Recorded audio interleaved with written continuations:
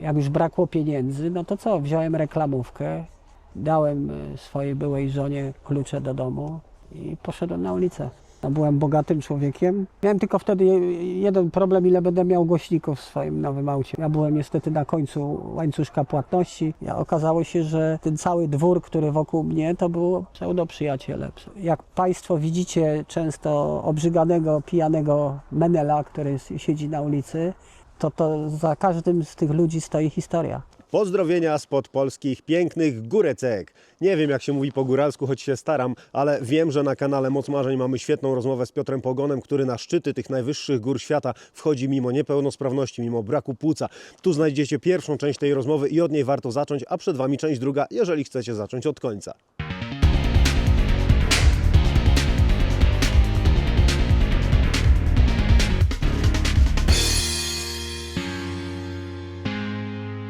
Twój świat, jak słucham, jest mimo wszystko zawsze kolorowy, ale tych upadków w Twoim życiu nie brakowało, bo rozmawialiśmy już o tematach utraty domu, bezdomności, rozbicia rodziny, rozwodów, utraty firmy. Ty tak naprawdę podnosiłeś się wielopoziomowo z różnych porażek życiowych. Wybacz, że tak to określam, ale Ty chyba sam to tak postrzegasz, bo czytałem gdzieś, jak sam mówisz o Twojej chyba największej porażce życiowej, za którą uważasz chyba Twój rozwód.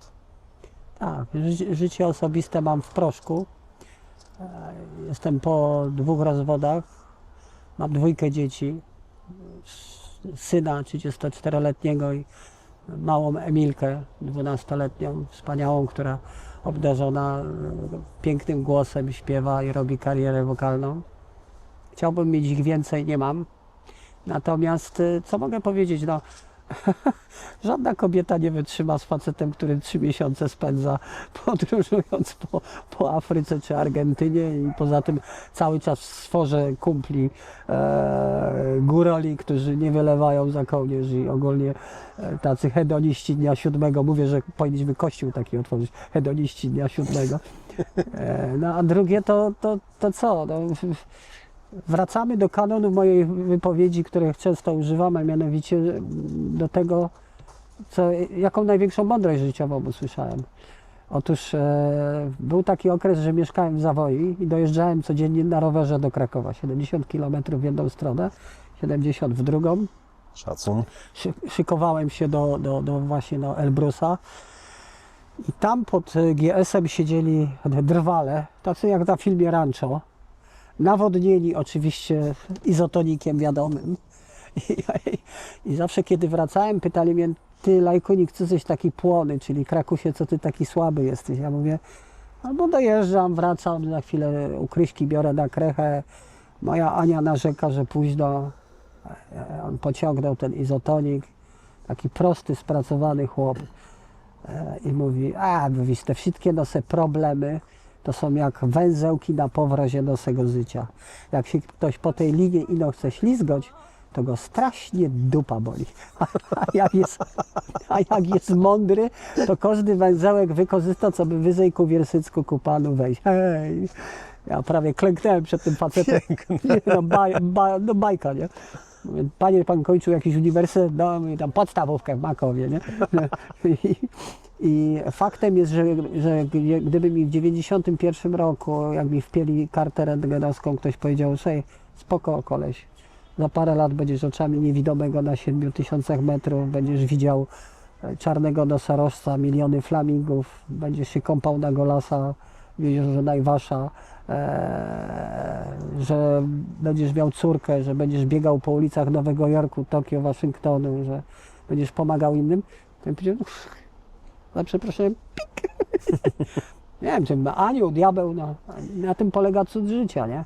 Mi się to przytrafiło i mogę tylko dziękować, że to jest to, co ksiądz Kaczkowski, notabene ostatnio organizowałem regaty dla osób po nowotworach w Pucku. No, żyć na petardzie, nie? To jest... Ja wiem, że to jest ciężkie nawet dla mnie, bo ja sam nie potrafię wytrzymać często i mam taką teorię, zresztą wracamy znowu do mojego podejścia do religii, że golę się rano i tak się zastanawiam, mówię: co ty mi dzisiaj wytniesz, ty na górze? Myślę, że oni tam nieźle balują, mają taki wielki, jebutny niebieski joystick i mówią, damy Pogonowi kolejne życie, ale mu przybędzie trochę szwów. Oj, oby nie. Oby nie, chociaż z Tobą to nigdy nie wiadomo, faktycznie. Powiedz mi, z której z tych trudności życiowych było Ci się najtrudniej podnieść i czy ze wszystkich już się podniosłeś, czy jeszcze którąś przepracowujesz? Mówię tutaj o bezdomności, no dzisiaj masz gdzie mieszkać, mówię tutaj o chorobie, żyjesz z tym jakoś i bez płuca, i z ubytkiem słuchu, i z różnymi innymi problemami zdrowotnymi. Kwestie rodzinne. Wiesz co, jestem świeżo po rozwodzie, po rozstaniu, bardzo gwałtownym. I przyznaję się do tego, że ja dosyć dobrze posługuję się słowem. I potrafię wznosić, ale potrafię też ranić. Natomiast często jest tak, że powie się coś, za co później, kiedy nawet jak przeprosisz, to już nie ma odwrotu, nie? Jest po bitwie kurz i tyle, a poza tym nie potrafię żyć sam, kocham kobiety. może nie jestem jakimś amantem, ale uważam, że kobiety są solą tej ziemi, one potrafią mężczyznę po prostu wznieść, dać prawdziwa miłość do kobiety, to jest tak, że jesteś po prostu jak rakieta Elona Muska, także lecisz, wracasz, robisz wszystko to, co jest. No a poza tym fundamentem jest dom i co mnie nauczyło i tutaj do panów, nie ma idealnych modeli, rozwalać jest bardzo łatwo, natomiast zbudować coś to jest ogromny trud. No ale to tak jest, no, to już nie tylko ja płacę za to cenę, Hemingway też płacił. A powiedz mi, jak Ty się z bezdomnością zmagałeś? A to jest w ogóle ciekawa sprawa i tutaj przestrzegam przed błędem, który popełniłem, ponieważ no, byłem bogatym człowiekiem i kiedy przeciągnięto mnie na ogromne pieniądze po dostawie, powiedziałem, dam sobie radę. Powiemy, co to było? Wejdziemy w szczegóły? Wiesz co, Czym się zajmowałeś, co miałeś i jakie to były pieniądze? Miałem pierwszą w Europie Środkowo-Wschodniej firmę, która zdobiła porcelanę i ceramikę reklamową. Ponad 400 zleceń, wszystkie nadruki dla firm herbacianych, dla linii lotniczych, dla samochodowych, dla poczty, dla kościoła też. Miałem tylko wtedy jeden problem, ile będę miał głośników w swoim nowym aucie, także to był jedyny problem, ale pracowałem po 22 godziny. No i duża firma herbaciana z Wrocławia zamówiła ogromne zamówienie. Był pośrednik, który niestety zamiast do promocji nagrodowej sprzedał część towaru w zwykłym detalu. Ja byłem niestety na końcu łańcuszka płatności. Agencja reklamowa, która w tym pośredniczyła, miała majątek w postaci 2 komputerów i biurka. Do dziś mam piękne wyroki sądowe zasądzające sumy, ale już nie było z czego ściągnąć. No i zacząłem wysprzedawać swój majątek prywatny, żeby spłacić głównie kontrahentów, bo to były małe firmy, które dla nas współpracowały, robiły ceramikę i tak dalej. Notabene mam ogromną satysfakcję, bo ostatnio miałem rozmowę z synem mojego dostawcy ceramiki, który powiedział, panie Piotrze, mój ojciec zanim umarł powiedział, jak pan kiedyś spotka Pogona, to niech mu pan podziękuje, że oddał nam pieniądze. I on wtedy nam wydawał tą ceramikę z piecy w garażu. A rozmawialiśmy ostatnio w przepięknej hali z piecem tunelowym, wielki zakład, dobrobyt i tak dalej. Mam satysfakcję. Natomiast w momencie, kiedy zacząłem pozbywać się majątku, no rozpieszło się towarzystwo i słuchajcie, to co jest nowotwór, to jest przy tym pikuś. Okazało się, że wszyscy, ten cały dwór, który wokół mnie, to było pseudo przyjaciele, tym ludziom, którym najbardziej pomogłem, później spotykałem ich na ulicy i odwracali twarz ode mnie. To jest koszmarne doświadczenie dla mężczyzny.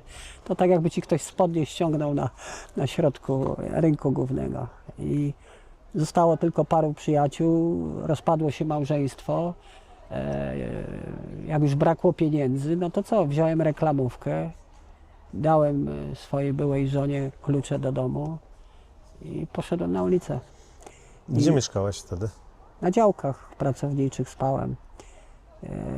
ciekawe doświadczenie, bo jak Państwo widzicie często obrzyganego, pijanego menela, który siedzi na ulicy, to za każdym z tych ludzi stoi historia. Ja spotkałem ludzi, którzy byli menedżerami firm, którzy byli głównymi księgowymi, a przyszli za wcześnie do domu i swoją żonę z najlepszym kolegą zostali, no więc zaczęli szaleć, pić i wariować. Poznałem językoznawcę, który z Haliną Poświatowską się przyjaźnił, a jak go zobaczyłem, no to był po prostu wrakiem człowieka. Natomiast jedna jest zasada, nie wychodzi się z bezdomności w momencie, kiedy nie porzuci się alkoholu. To jest to, przed czym przestrzegam ludzi, bo traci się godność ludzką. Nie rozmawia, nikt nie traktuje już później człowieka jako kogoś wartościowego, tylko jakiś strzęp, ochłap. Ale ty miałeś też problemy z alkoholem? Czy akurat to ciebie nie dotyczyło? Twój rodzaj bezdomności był trochę na innej podstawie? Mogę powiedzieć przekornie? Powiedz. Jak Ania Dymna przyjmowała mnie do pracy, to po tym upadku, gdzie zostałem jakby to sprzedany, gdzie moi ziomale powiedzieli: Pani Aniu, mamy tu takiego Carringtona, niech go Pani sobie weźmie, nie? I Ania dała mi pracę wtedy z osobami niepełnosprawnymi, natomiast ona wzięła tak palce i przeciągnęła mi pod oczami i mówi: a nie, ty nie jesteś alkoholik, ty pijak tylko jesteś. Okay. Więc wiesz, ja się... Czyli miałeś niższą kategorię. To nie o to chodzi, to nie jestem w Lidze Mistrzów, to absolutnie. Natomiast proszę też pamiętać o tym, że ja się wychowałem w górach. Tam ludzie nie wylewają za kołnierz i to jest tak, że pije się tyle, ile się pije, ale idzie się do pracy, ma się swoje obowiązki. Trzeba się z tego wyspowiadać, często przeprosić. Natomiast no, takie jest życie, nie? To co tu mamy ukrywać dużo? Jesteśmy tylko ludźmi, natomiast jestem przerażony tym, co się w tej chwili dzieje wśród młodzieży, jeśli chodzi o środki psychoaktywne. Bo miałem znajomych toksykologów, gdzie mówią: umiera nam chłopak na stole, 16 lat. No ale słuchaj, oni co tydzień co innego zażywają, nie?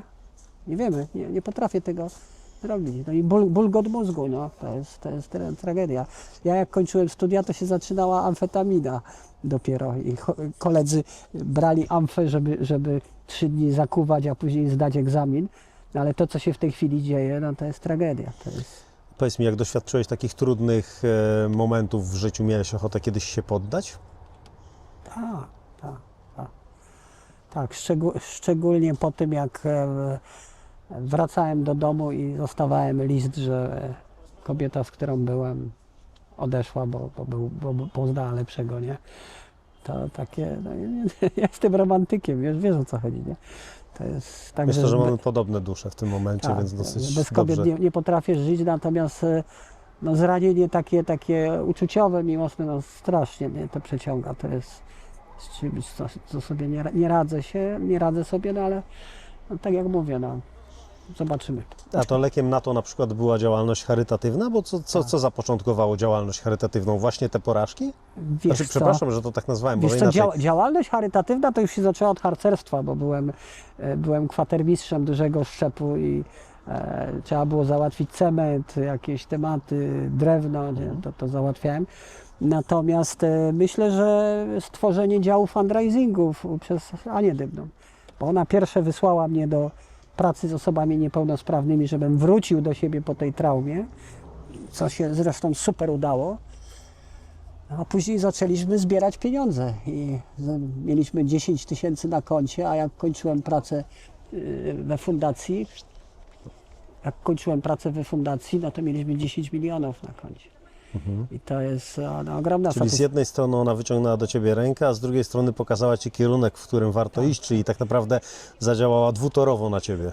Najpiękniejsze, co w pomaganiu, jest nie dawać ryby, tylko wędkę. To jest coś... To również w wychowaniu, nawet dzieci. Tak. Fajnie jest dać wędkę, niech sami próbują. Ja jako anegdotę podaję zawsze taką historię, że mój lekarz świętej pamięci pytał mnie, jaki mam zawód. Ja mówię: jestem fundraiserem. A on mówi: Chryste, mamy ustawę o ochronie języka polskiego. Wiem, do czego zmierzasz, bo już to kiedyś słyszałem, ale powiedz. Ustawę o ochronie języka. No to pisz pan, jestem systematycznie, skutecznie żebrzącym na rzecz organizacji pozarządowych i placówek opiekuńczych. Jak się pisze ten fundraiser? No i proszę bardzo, łatwo wróciliśmy do początku. 28 milionów złotych, tyle udało Ci się pozyskać dla osób, którym pomagałeś. Czy spotkałeś się kiedyś z takim wyrazem wdzięczności, który, znaczy może inaczej zadam pytanie, bo podejrzewam, że tak. Jakie to jest uczucie, kiedy spotykasz się z takim wyrazem wdzięczności od osób, którym pomagasz? To jest pewnie mega budujące. To jest najlepsze, co mnie może w życiu spotkać. Jak byłem biznesmenem, to było tylko słupki winien i a teraz dostaję listy czy zdjęcia dzieciaków, którym pomogłem. I mój Karolek zaczął chodzić, moja Ania zaczęła mówić, moja Ola zaczęła pisać wiersze. I to jest najpiękniejsze. Myślę, że mój ojciec ma taką anegdotę, 88-letni człowiek, który jest w lepszej formie niż ja. Ja mówię, tato, nie gimnastykuj się tak, bo się połamiesz. A on mówi, ale się do beatyfikacji szykuje. Ja mówię, tato, jakiej beatyfikacji? 62 lata sypiałem z jedną babą i to na dodatek obcą. Nie? Mówi o miłości do mojej mamy, oczywiście świętej pamięci. I on zawsze mi powtarza, synu, żyj tak, żeby jak cię szlak trafi, to żeby na tych 200, co będą szli za tą twoją dębową miesiąką, było 180, którzy powiedzą, że to był dobry człowiek, a tylko tych pozostałych, że to był kawał. I tego się staram trzymać. I wracamy tutaj do rozmowy z tym synem właśnie tego ceramika, który no, chciałbym pozostawić po sobie raczej dobre wspomnienia, nie to, że byłem niedobry. Ale wracamy również co chwilę do wiary. Widzę, że ona jest głęboko w Tobie zakorzeniona. Byłeś kiedyś blisko utraty tej wiary? Tak, po śmierci brata. Bo zabrał mi brata, 39-letniego, wspaniałego faceta i jeszcze musiałem z jego synami rozmawiać na temat tego, że ojciec nie wróci. 11- i 13-letni. No i to było jedno z mocniejszych doświadczeń. No a poza tym takie tematy jak Ukraina, jak Rwanda, gdzie człowiek zadaje sobie pytanie, kim my jesteśmy i dokąd zmierzamy, nie? Quo vadis, nie? Mhm. Natomiast myślę, że ten na górze, jakkolwiek on się nazywa i podróżowałem wiele po świecie i my go tu możemy nazywać Jezus, Masajowie dostrzegają go w drzewie, ktoś inny buddysta i tak dalej. To nie jest tak, że mamy absolut ściśle określony. Natomiast wracamy do tego, w co wierzę, że nie jesteśmy tylko kawałkiem mięsa. A czego uczysz dzieci swoje? To myślę, że jest o tyle wartościowa odpowiedź na to pytanie, że mogła być też inspirująca dla rodziców, którzy nas oglądają, ale też dla samych młodych osób, które mogą nas oglądać i czerpać wiedzę z mądrości. Ja nie wiem, czy jestem dobrym ojcem, bo jak Ci wspominałem, to po rozwodach i tak dalej, po związkach takich nieformalnych, mam to dwójkę dzieci. Kwintesencją dla mnie podejścia jest mój syn, który bardzo edukacyjnie się do mnie odezwał, a mianowicie on już jest dobrze zarabiającym człowiekiem, który ma status mieszkania, zabawki swoje, motocykle i tak dalej. I on powiedział, ojciec, ty się nie wpieprzaj, ty po prostu bądź. I to było clue tego wszystkiego i tego się trzymam. A druga to jest Emilka, która jest obdarzona ogromnym talentem, ale żyje w zamożnej rodzinie. Jesteśmy tak jakby powiedzieć, mamy kontakt patchworkowo, można powiedzieć. Cierpię, bo gdzieś tam we mnie ten ojciec tkwi, ale może to też jest znak od Boga, że po tym wszystkim, co się wydarzyło po rozwodzie i tak dalej, że mi tam ktoś przygroził paluszkiem i mówi, słuchaj, ty miłości już nie znajdziesz, nie? Ale szukaj, może się trafi, nie? W każdym bądź razie musimy godnie doczekać napisów końcowych.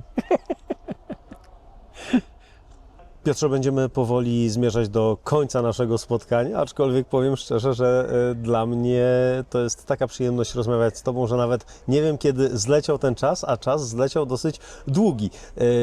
Jest to program o budowaniu wartości w sile wewnętrznej, o tym, żeby się nie poddawać, o tym, żeby zawsze walczyć o te swoje marzenia.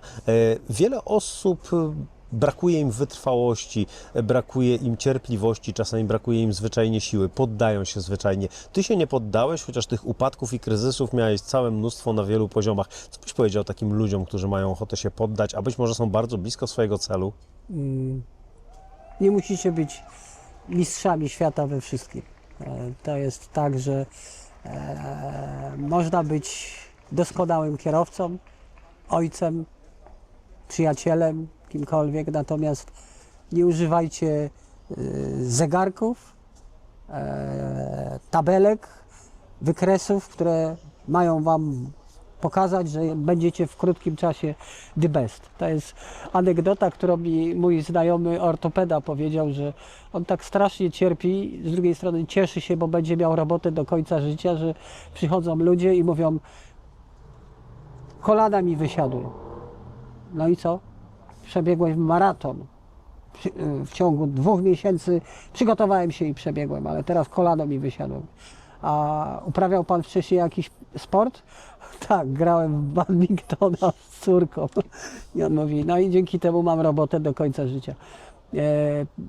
Nie trzeba być mistrzem świata.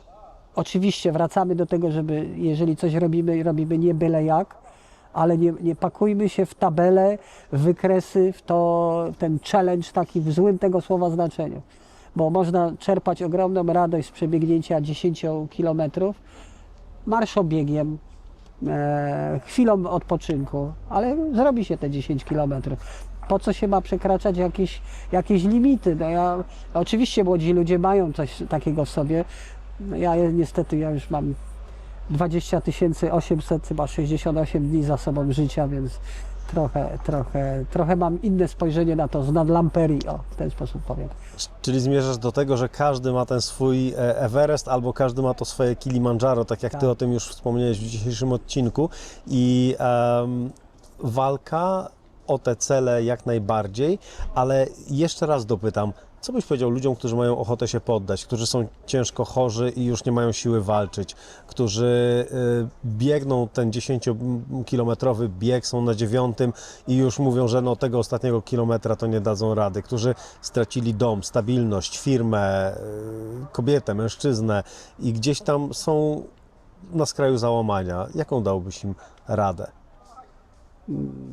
Święty Paweł powiedział: bez miłości brzmimy jak pusty cymbał. Natomiast w tej chwili, w czasach, które nas otaczają, chyba największą wartością są przyjaźnie.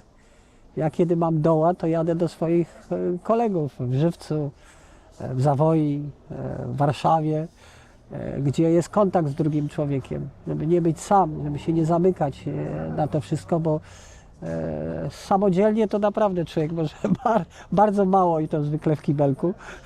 Natomiast kontakt z drugim człowiekiem, poczucie wspólnoty, celu, szukanie pasji.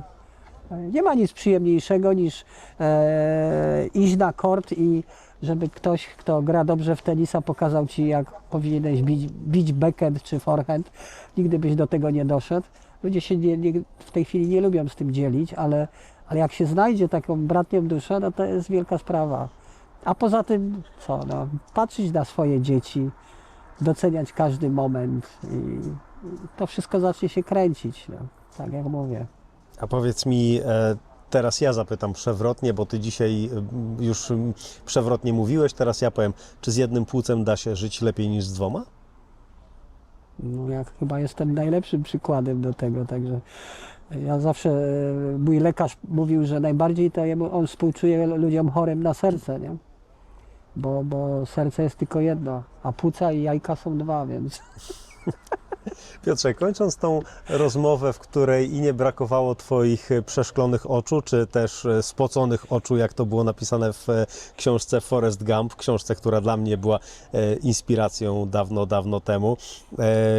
Kończąc tą rozmowę, w której właśnie były i smutne momenty, i tragiczne momenty, o których Ty opowiadałeś, ale też dużo śmiechu, dużo pogody ducha, dużo optymizmu i radości, jako że program ma tytuł Moc Marzeń. Czy Ty mógłbyś teraz, zwracając się do kamery, powiedzieć prosto do naszych widzów, czym dla Ciebie jest ta Moc Marzeń? Mam bardzo złą wiadomość, a mianowicie wszystko to, co najcenniejsze, ma słony smak. Smak łez albo potu. I myślę, że to jest klucz tego. Moc marzeń to jest zachwyt nad codziennością. Zachwyt każdym oddechem. Taka pogoń za życiem. Może nie tak wariacka jak moja, bo nie motywowana przez traumatyczne doświadczenia, ale bądźcie kolorowi. Żyjcie nie byle jak. To, co ksiądz Kaczkowski mówił, na petardzie. Kochajcie się. Uczestniczymy w cudzie, tylko no niewiele z nas zdaje sobie sprawę, że jest to tylko jednorazowy spektakl i tego się trzeba trzymać i myślę, że jeżeli będziecie otwarci na ludzi, kolorowi, wspaniali, bez nienawiści, to życie Wam to odpłaci w dwójnasób pozytywnie i mocno. Tego Wam życzę z całego serca. I wtedy każdemu będzie łatwiej zdobyć swoje własne Kilimandżaro. Kilimandżaro na miarę własnych marzeń, na miarę własnych możliwości i własnych chęci po prostu. Piotr Pogoń, człowiek, który się nigdy nie poddał, chociaż wydawało się, że życie wystawia go na próby wielokrotnie i to na bardzo ciężkie próby. Był dzisiaj moim i Waszym gościem. O, proszę bardzo, nawet usłyszeliśmy... Krosowcy. Tak, miało być piękne zwieńczenie i rzeczywiście wzmocnione zostało wydechem jakiegoś... Ktoś odpalił petardę. Tak, ktoś odpalił tą petardę, o której wspominałeś. Piotrek, bardzo Ci dziękuję za tą rozmowę. Była niezwykle inspirująca dla mnie. Mam nadzieję, że dla naszych widzów też. Myślę, że ci widzowie będą w stanie wyciągnąć bardzo wiele wartości z tej naszej rozmowy, a także po prostu będzie momentami bardzo śmiesznie, bo z Tobą nie można się ani nudzić, ani tylko siedzieć w zadumie, można się też pośmiać. Dziękuję Ci za to i jestem szczęśliwy, że mogłem poznać takiego człowieka jak Ty i osobiście z nim porozmawiać, bo jesteś dowodem na to, że nigdy nie warto się poddawać i zawsze warto walczyć o te swoje marzenia. Dziękuję Tomaszu za zaproszenie i pozdrawiam widzów i mam nadzieję, że jeżeli choćby jedna osoba wyciągnie coś z tego dla siebie, to warto było. Pozdrawiam Was serdecznie. Słuchajcie, tyle Piotr Pogoń, to była bardzo ujmująca rozmowa, a Wy jeżeli poszukujecie więcej wartościowych treści, ciekawych gości, nietuzinkowych osiągnięć, pięknych sportów i w ogóle wszelkiej inspiracji w swoim życiu codziennym, zachęcamy, żebyście zostali z nami. Komentujcie, lajkujcie, subskrybujcie, zostawcie po sobie ślad po prostu pod tym filmem i czekajcie na kolejny, bo już za tydzień następny odcinek i zapewniam, że znowu będzie ciekawie, także Moc Marzeń, Tomek Zimiński. Do zobaczenia. Jedni są znani mniej, drudzy bardziej, ale łączy ich jedno. Każdy z gości programu Moc Marzeń ma do opowiedzenia inspirującą historię. Kliknij tu i sprawdźcie wszystkie.